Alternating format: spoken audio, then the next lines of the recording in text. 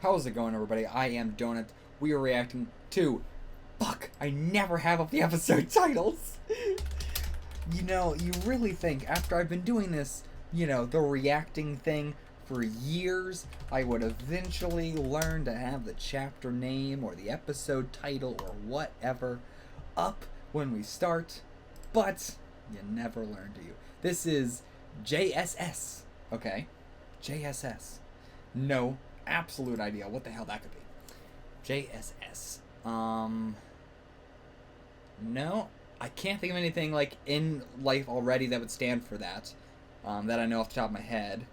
But I could just be not thinking of something, or I could be ignorant of something. I don't know. Other than that, let's just get into it. The audio should sound better. It's a little different setup. I have my own desk now, my own computer. I got my own shit, my own mic.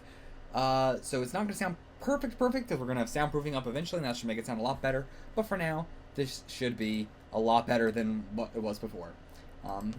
Let's get it. Wait, no, I already explained this in the discussion. Why am I explaining this again? God damn it. I don't know why. Sorry. Whatever. We're just going to cut it out. Reaction.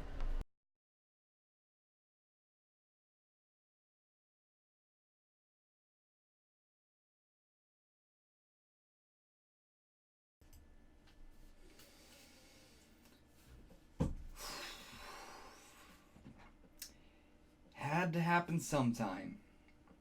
Had to happen sometime. Our group now of the survivors who have been here since season 1. We have Rick, Carl, and Carol. That's it. 3 remain. And I don't know, Carol's becoming such a psychopath. I could see them killing her off too. The only guy I should say, oh no, I was reading Daryl. Daryl was also in season 1, right? Daryl I know is in season 10 that's coming out right now. That's the only thing I've been spoiled on. I know Daryl stays alive, and I imagine that he's gonna be one of the last people that ever die because he's like the most popular character in the show. But Glenn was also insanely popular, and then his popularity sort of died off after a while. I still think he's one of the most popular characters in the show, at least at the time of the season coming out and stuff. But I would say he used to be pretty high up there, but then I'd say once we had like Michonne and Carol started becoming more of a badass and stuff, he sort of dropped down a lot of people's favorite lists. But that does not make it any more shocking. I mean, he's been around since the very beginning. Ah, Lord. I think, as far as I remember, yeah, he's alive in the... I mean, I guess I don't know because this is where he would have died in the comics, maybe too, or something. I guess I can't say that anymore. Surprised because they were alive in the comics. I can't really say that anymore. But yeah, like, it's still just like, I was not... even when it was first happening, I was like, my mind was directing it. Like, no, that's Nicholas's body laying on top of Glenn, right? Like, that's what's happening, right? It's not... He's not actually being eaten right now. They wouldn't do that. Not here, where nobody is going to be able to know that he's dead ever. It's just going to be... They're just going to have to assume. I mean, again, if Alexandria's there, they're going to know that if he didn't make it back, then he's dead. But, if Alexandria gets fucked and they can't go back to Alexandria, then how are they ever going to know that Clint's back, alive? I mean, how they ever... I don't know why he said it like that. How are they ever going to know that he is dead? Like, that he's not out there alive somewhere, right? Like, especially after Beth, it might give Maggie a little bit of hope, but I don't know if that's good.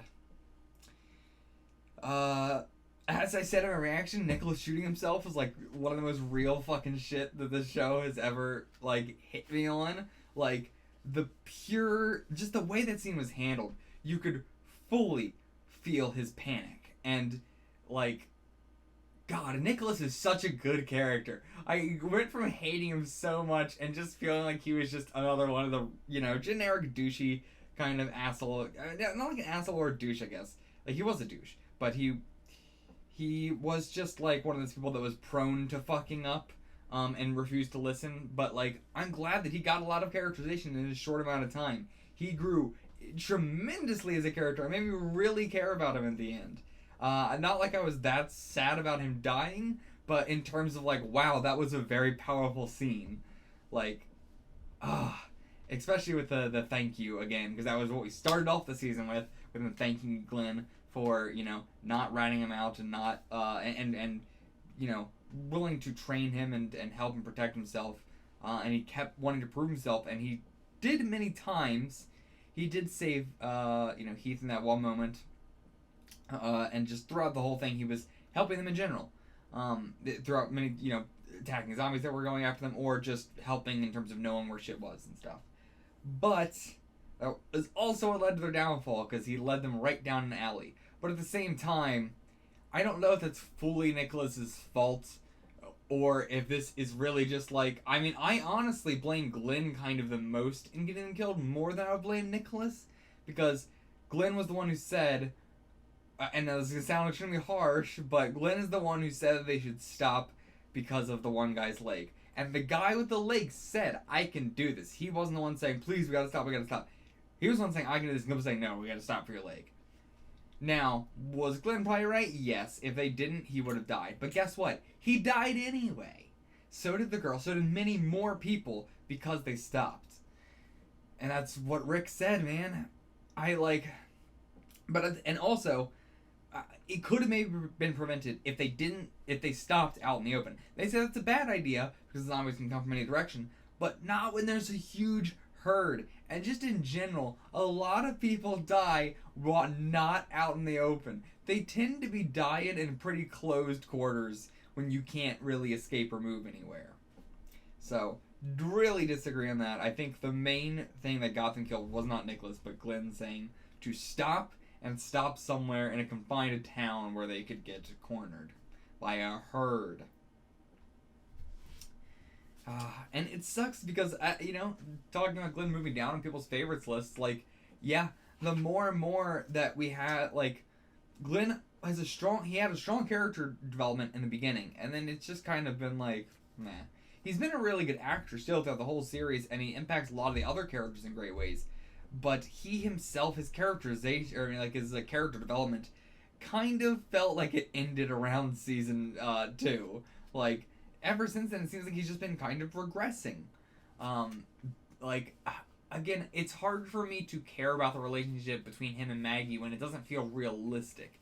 It doesn't feel like they actually care about each other's safety very much because they're just fine with each other going out and doing this stuff. As opposed to, like, Lori, who was, like, constantly telling Rick not to leave and everything in season 1. Like, you know, you fully understood it. And Maggie was doing the same to Glenn in season 2. And then, and you can say that the world's changed and they have to now, but it's much different in the times when they have to and the times when they don't have to. Like in Alexandria. Glenn doesn't have to anymore. We have plenty of people that don't have relationships. They are perfectly capable too. Glenn is not one of our top fighters, okay? Like, you don't need to be going out there. And I can say the same with Aaron. Like, I'm not very invested in Aaron or Eric at all because I don't find their relationship very realistic. He's, like, so worried about Eric, but then he's just gonna go out there too. When he's not very much better himself. Like, clearly Eric is a lot weaker than him and a lot... Aaron knows his shit more, but... And I assume Aaron's gonna be a cool character going forward, but ultimately, he just, I don't know, the relationship I don't care about. But going back to the Glenn Nicholas situation, that, can you even imagine yourself being in that situation? Like, running into that alleyway, you're up on that dump. Like, if you were up on that dumpster, let's assume Nicholas didn't shoot himself and fall into the group of zombies. Like, what would your plan be? There is no plan. Again, it ain't like Dead Rising. You can't just jump on this freaking zombies' heads and make it through. You know, these zombies are... It's going to be like jumping through a crowd of real people. If there was a crowd of people and you were up on a stage and you're just some random person at a concert or anything and you're going to try and jump on their heads to the end of that crowd is not going to let you. And I mean, the same thing as zombie. The zombies aren't just going to let you jump on their heads. They're going to be grabbing you. One thing grabs your leg and you're fucked. So, like, even a, like, one step on the zombie's head up onto like the chain link fence, even through the barbed wire or whatever, or trying to get to the stairs. It's like, even if you think that you could jump off one of their head, not gonna happen. Ain't gonna work. It was a 100% dead situation. There was no way to make it out of that alive. There wasn't. Even if someone else came to try and help, I don't think there would possibly be a way someone could help them get out of that situation. There's no way. No way. Not with a herd around, no way. When there's a herd, if you are close to the herd, you're dead. You're dead. Like, I honestly have no idea how they're planning to get Daryl and Sasha and Abraham away from the herd. Like, I guess they're just going to circle back. They're just going to try and drive as far away possible away from the herd and then turn and circle around back, I guess. But the herd is so big that they're going to have to hold out at some spot and hope that nothing goes wrong. Because, like, the herd's so long. Like, again, assuming all the plan worked accordingly, which it absolutely did not. But, you know, assuming everything worked the way they wanted to. There'd be such a long line of them that they would really have to wait it out. And that's terrifying in and of itself. That, you know, something bad could have happened there. Like, the herd is just such a destructive force. I love it. It's such a unique idea. Like, I mean, it's a classic thing. Zombies gather together in big groups. But, like, The Walking Dead having, like, a very logical in-universe reason, and like the name The Herd for it is like, it's a genius idea that you can't just wait it out one location. But yeah, I mean, yeah, with the blaming Glenn stopping or anything like that, I gotta say, maybe it is time to fully trust Rick 100%. No more of this, I don't know, Rick, maybe that's too, harsh. I think honestly, Rick works best when he doesn't have advisors as well. Every time Rick has had advisors, it's usually when he gets led astray and things go crazy. He's not good with his visors. So Carol, please stop giving him his advice and let Rick just think shit out on his own. Because honestly, when Rick is making plans on his own, I think he is golden. I agree with everything he says. When it's someone that's trying to, like, also help out in a way, like, I guess I'm only thinking of Carol, Shane, who I feel like we've had someone like that before in between. Not like a villain character. I mean, Shane was kind of a villain character, I guess. Pretty much so, but he was also not, in a way. He had some strong points. Who else am I forgetting? I mean, honestly, Carl, in a way. Carl in season 3, pretty bad advisor to Rick. Lori in season 2 and stuff. Yeah, I'd say we've had a lot of bad advisors. I was trying to think of the ones that caused the worst stuff, but just in general, people trying to give Rick advices tend to not be the best. Like, even the ones trying to tell him good stuff, like Dale or Herschel stuff, just let Rick handle it. He's got it. The more advice he gets, the worse his actual choice becomes. But his original, plans usually seem to be the ones that are the best. And if everyone just utilitarianly followed his orders, then shit would always go according to plan and great, I feel like. But it's hard to agree with him on a lot of shit. We've been in this show for 6 seasons, and last season I was just saying, Rick is crazy. I can't trust Rick, he's insane. Yeah, so Daryl panicking, and then, we don't know really how long the distance is, but he might have been there to be able to help Rick in this situation. And man, maybe Rick's gonna die. I don't... Okay, so again, his hand in the comics gets cut off, alright? I don't care about the spoiler. I think everybody's gonna know about this at this point. He gets his right hand cut off in the comics after he beat somebody so much that his hand became mangled. So he couldn't use his right hand because it was so mangled. It was healing up. Then he got it chopped off. And Kirkman has said that the choice that he regrets the most in the comics is cutting off Rick's hand. So, the fact that we're getting a thing now with Rick being surrounded by the herd with his hand sliced open and he can't use his right hand feels analogous to that in the comics. The thing that Kirkman most did like regretted, not as in like it was a bad choice to, or not because like he, you know, that specifically, but the repercussions of that. The fact that Rick didn't have a right hand, so having one arm that's his left hand is very hard to write around. You know, I didn't notice that in the comics, but he says that. But I gotta give him props because I don't think that anything really felt contrived with Rick only having one hand. But we also got that with Merle, so that was kind of cool. Like I thought that was a nod to that. Which I mean, you know, there's many nods to the same thing in the comics that the show does, which is dope. You know, they can be referencing one thing in the comics, but then we'll have 3 references to it in the show or something. We went over that a lot with Tyrese and the Wilshire Estates or Shire Wilt Estates or whatever it was. But yeah, so that might be a like, you know, last hurrah. Like, you know, I regretted this in the comics because then Rick stuck around with his hand or without a hand, and that was hard to write around. But if I do it in the show and then have him die immediately afterwards, like, it's a nice, I don't know, it could be a red herring. Could be a red herring, but it's making me worried. And I don't think it's crazy to think that Rick died. I think some people think that, like, some people that watch the show at least, you know, have always thought that Rick's never going to die. But in the comics, Kirkman has stated pretty early on in the comics that, like, Rick is going to die at some point. So I don't think it's going to be that absurd. I've been expecting it for a long time. I'm honestly surprised that it hadn't happened yet in the comics. There was at one point where I was really expecting it to happen. The same thing in the show, season 4, I believe, where like Carl was having to take care of him. I really thought that was going to be a moment where Rick died and Carl took over. But this might be it here. Oh, I mean, that is The Walking Dead in general as a medium. They love to do the passing of the torch to the next generation. Not even in terms of like a younger generation, but just in terms of the next survivors and stuff. The cast is always getting cycled, and that's gonna include the main character at some point.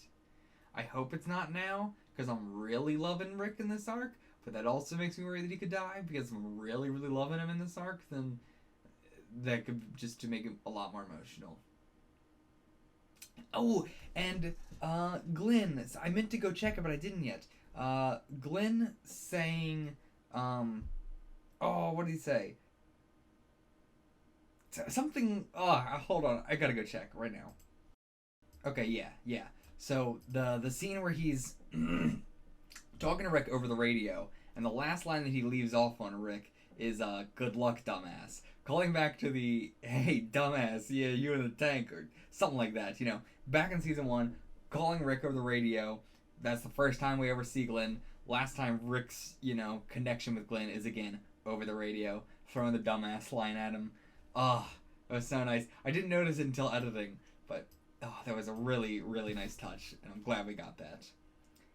The last thing, I could not fit into my reaction. I really wanted to fit in my reaction, but there was so much else I had to fit in. But just the whole thing with like the newly married man thing, and he writes a note and he's like, "Hey, give this to my wife if I don't make it." And Michonne's like, "No, keep this note. You're gonna make it home." And I was so pissed because I'm like, "No, just take the note. I don't do this stupid like sentimental like, no, I'm gonna get you home, so I don't even want to take your note." Because then he dies with the note, and and now his wife will never get the note, all because of your stupid sentiments that failed because you didn't listen to Rick in the first place, which I know I was against, but you know, I'm hypocritical in saying that too, but whatever. Let me be mad. That whole note thing was so stupid. Stupid. But that's all I got. That's all I got. Rough episode. Rip Glenn. Seriously. And maybe rip Rick next episode. We'll find out. Cross those fingers.